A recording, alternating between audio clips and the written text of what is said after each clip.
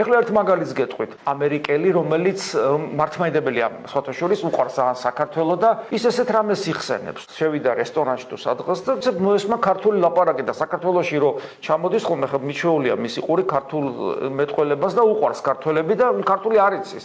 ხო და ქართულად ლაპარაკობენ, ეხა 2 ინჩ და 3 ინჩ და არ მახსოვს მე და გამოეცნაურა, რომ ой თქვენ ქართველები ხართო და აღმოჩნდა რა, ესენი არ იყვნენ ქართველები.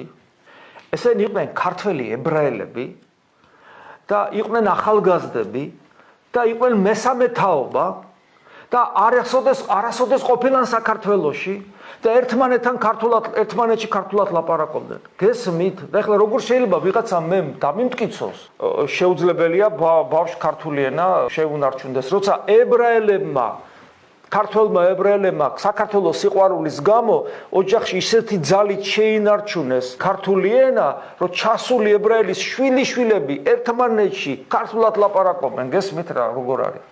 და არ მითხრათ, არ დავიჯერებ ამას, რომ ესე იგი აქ შეუძლებელია ქართული ენა ისწავლოს ადამიანმა.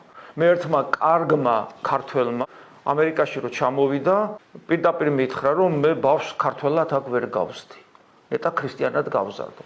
ეს უკვე ისეთი კაპიტულაციაა, რომ ის ქრისტიანადაც ვერ გასდის ბავშვს. გამორიცხულია. კაპიტულაციაა ეს უკვე.